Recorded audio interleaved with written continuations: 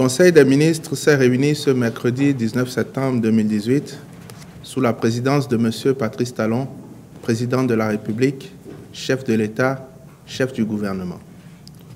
Les décisions ci-après ont été prises au titre des mesures normatives. Transmission à l'Assemblée nationale du projet de loi de finances exercice 2019. Le projet de loi de finances pour la gestion 2019 s'établit en ressources et en charges à la somme de 1 877 543 millions de francs CFA contre 1 862 918 millions de francs CFA en 2018, soit une augmentation de 0,8%. Il traduit les options de politique économique, sociale et budgétaire retenues par le gouvernement et exposées à l'Assemblée nationale le 30 juin 2018 à l'occasion du débat d'orientation budgétaire. Sa mise en œuvre, à travers l'application des mesures qui y sont contenues, permettra une accélération du rythme de croissance économique du pays dans un contexte non inflationniste et de maîtrise du déficit budgétaire. En effet, le déficit budgétaire pour la gestion 2019 devrait se situer en dessous du seuil de 3% prescrit par les critères de convergence de l'UEMOA et conformément au programme économique et financier conclu avec le Fonds monétaire international. Il ressort du projet ainsi adopté par le Conseil que les ressources du budget de l'État pour la gestion 2019 connaîtront une hausse de 8,9% par rapport à 2018. L'amélioration des recettes budgétaires ainsi projetées s'accompagne d'une politique de sécurisation des recettes à travers 1.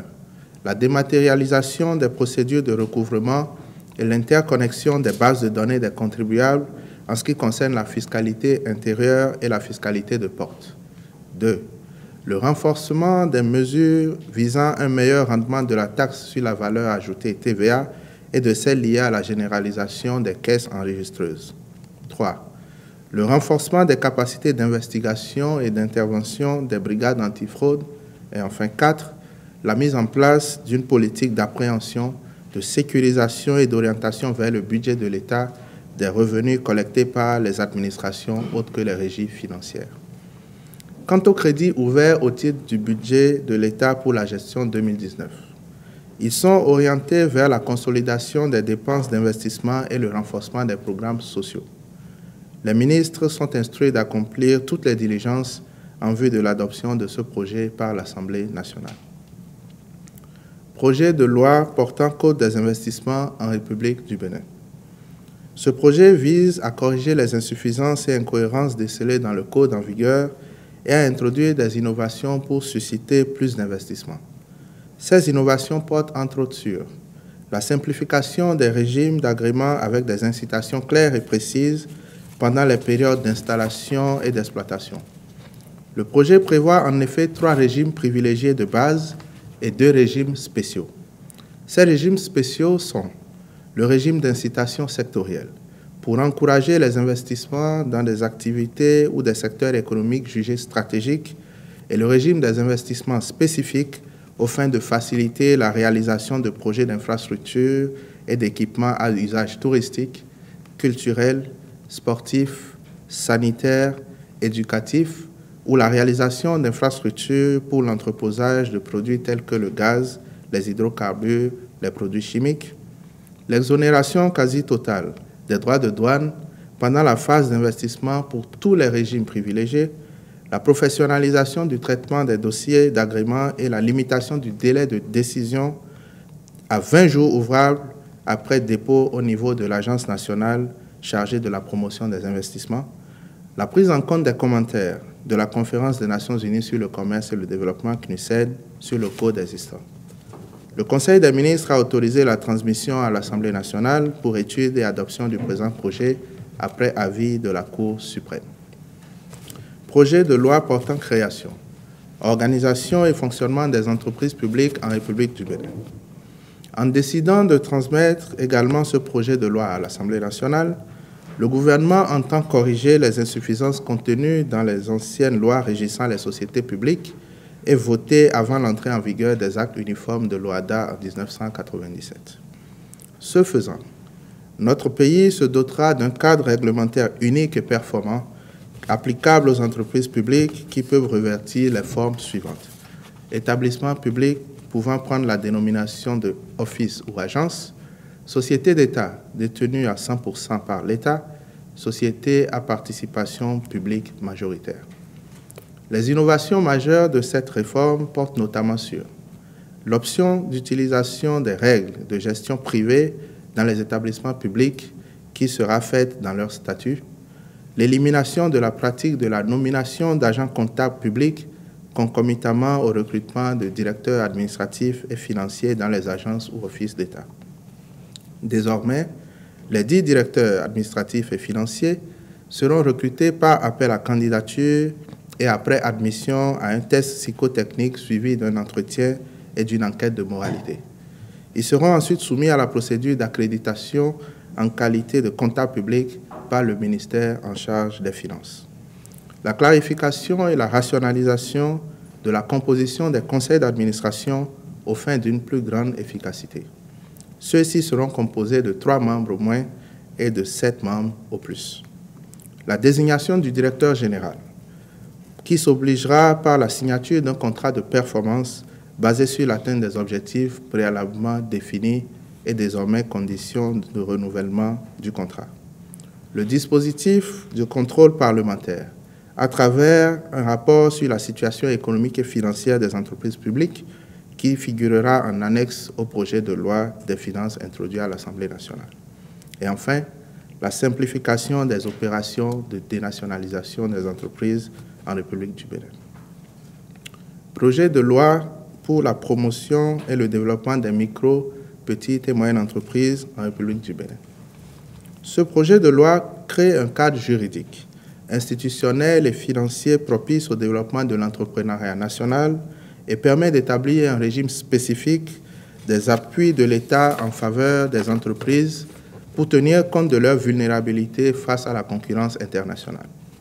Les innovations contenues dans le projet de test portent principalement sur la mise en place d'un dispositif de reconnaissance et de catégorisation des entreprises susvisées et pouvant bénéficier de mesures spécifiques et d'appui de l'État, des mesures d'accompagnement aux dites entreprises qui comprennent des facilités d'accès au marché, la protection contre les retards de paiement des factures par l'État, l'incitation à la co-traitance et à la sous-traitance avec les grandes entreprises, des facilités et incitations fiscales pour l'achat des équipements professionnels nécessaires à leurs activités, entendez exonération de droits et taxes d'entrée, pour la création et le maintien des entreprises concernées, des mesures de promotion et de financement des dites entreprises, à savoir assistance technique, facilité d'accès aux fonciers et aux sites aménagés, mécanismes ou institutions spécifiques de financement et de garantie.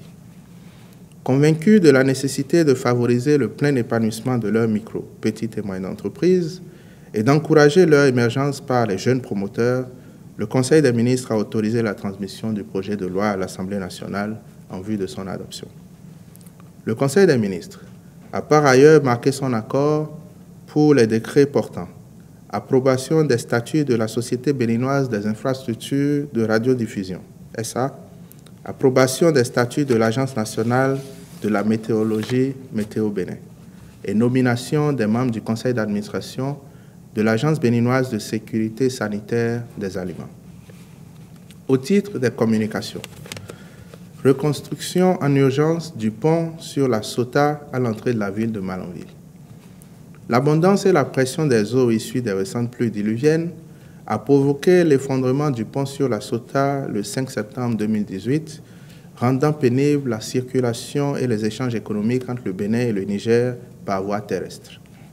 En vue du rétablissement rapide de la circulation et en vue de soulager les peines des populations et des transporteurs, l'entreprise Sogea Satom a été identifiée pour réaliser les travaux de reconstruction de ce pont.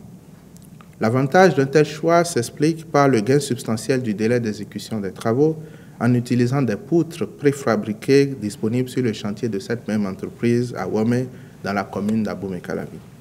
Sur cette base, l'entreprise s'est engagée à livrer l'ouvrage à construire dans un délai de 45 jours en respectant les clauses contractuelles.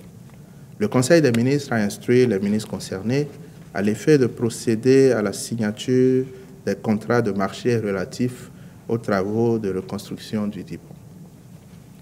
Fixation des prix des produits pétroliers pour le mois d'octobre 2018. En application du mécanisme d'ajustement, les prix pour le compte du mois d'octobre 2018 se présentent comme suit. Essence, 565 francs CFA le litre. Pétrole, 590 francs CFA le litre. Gasoil, 600 francs le litre. Mélange, 655 francs CFA le litre. Gaz domestique, 600 francs CFA le kilogramme. Au titre des rencontres et manifestations internationales, le Conseil des ministres a autorisé la participation de notre pays aux réunions de haut niveau, aux manifestations parallèles et au débat général de la 73e session ordinaire de l'Assemblée générale de l'ONU à New York du 18 septembre au 5 octobre 2018.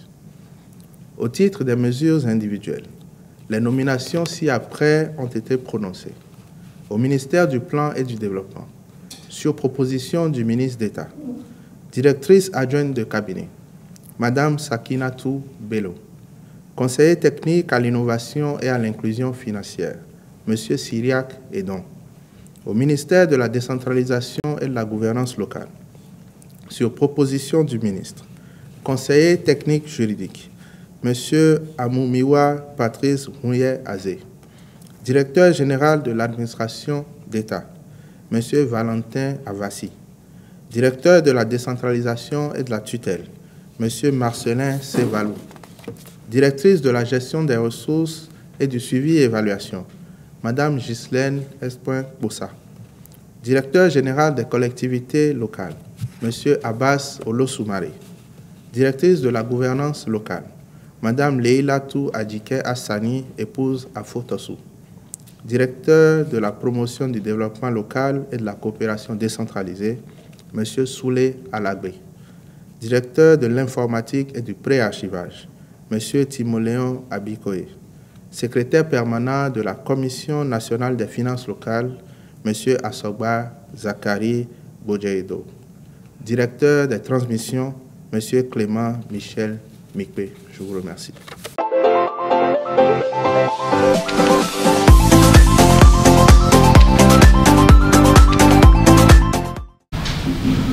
Bonjour Monsieur le ministre, Rémi Koubaké de la radio CFM. J'ai une question sur le projet de loi de finances qui vient d'être adopté. Quelle est son orientation générale, Monsieur le ministre?